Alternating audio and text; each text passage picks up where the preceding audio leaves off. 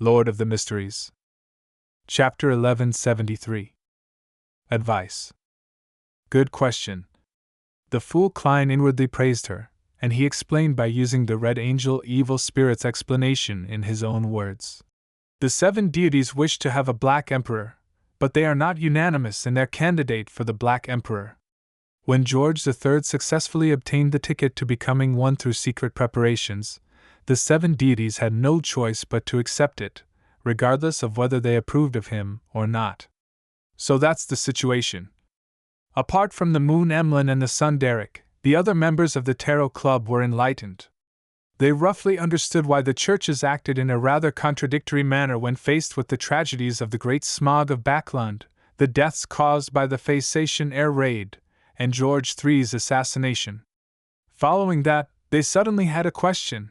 Since George III had already made preparations and had reached the final step of carrying out the ritual while obtaining the tacit approval of the 7 deities, why would he fail? They immediately thought of an answer.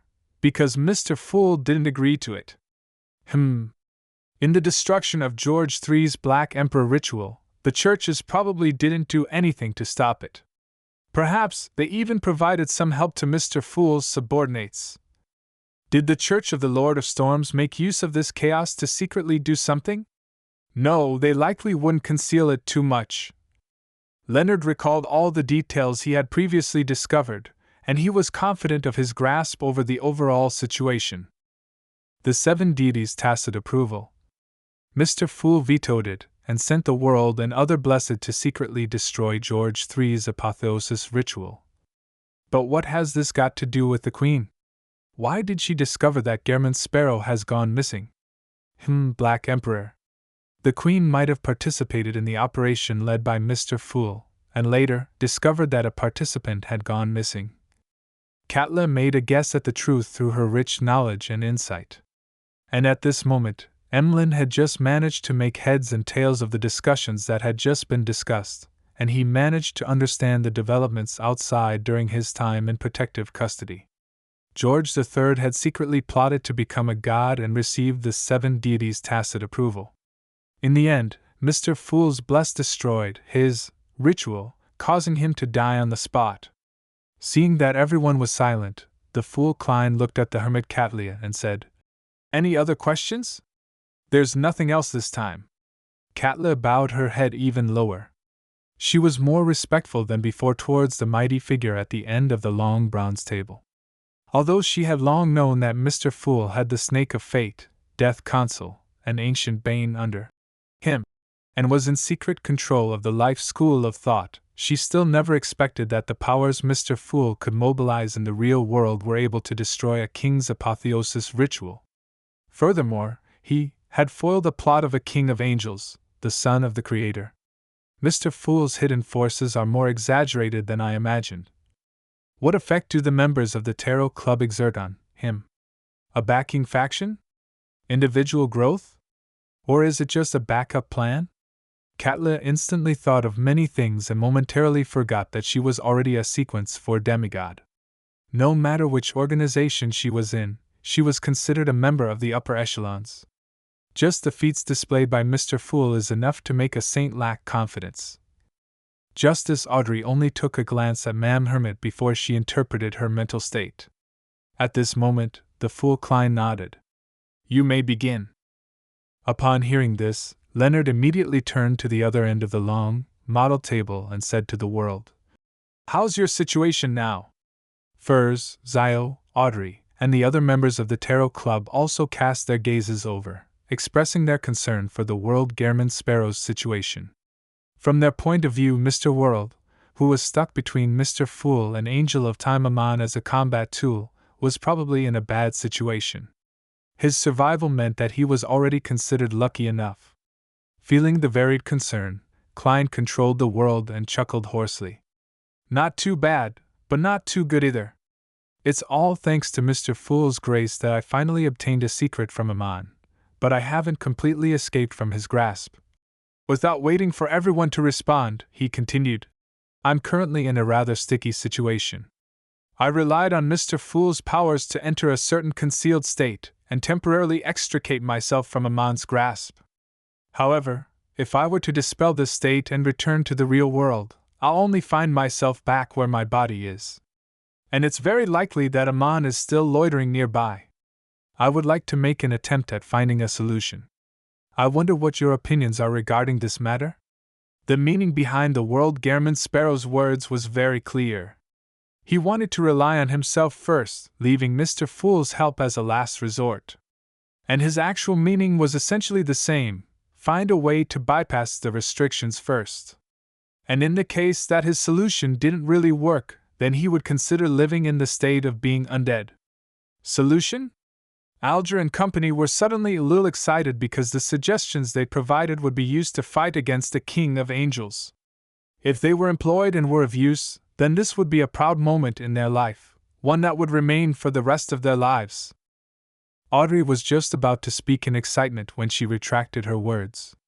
This was because she knew that she couldn't give random suggestions, otherwise it could lead to Mr. World getting caught by Amon. Zio thought about it seriously and realized that she couldn't come up with any useful suggestions. She could only choose to observe and learn. Must it be where your body originally was? Do you have any blood or hair that was kept elsewhere? Alger thought for a moment and gave a suggestion using a question. The fool Klein thought for a moment and made the world shake his head. No. Compared to his original body, a single tube of blood was too little. Thinking of this, Klein suddenly had an idea. Perhaps he could use those 2 tubes of blood as ingredients, combining them with other methods, using alchemical life to create a new body. There are 2 problems. Firstly, alchemical life requires the spirit body's involvement. Otherwise, the final product might not be considered my body. Secondly, I don't know any demigods who can complete alchemical life. The only one barely related to them is Frank Lee. Will I end up becoming a mushroom man? Then I'd be better off as an undead. As Klein thought about it, he nearly shivered. After the hangman's suggestion was rejected, the hermit Katla set off from her knowledge of mysticism. She deliberated and asked, "Do you have a Sequence 3 sealed artifact?" "Why do you ask?" the world asked. "A Sequence 3 sealed artifact can respond to prayers within a certain range. You can make use of that," Katla explained simply. Klein roughly understood what Ma'am Hermit was thinking. "You're talking about descent?" "That's right.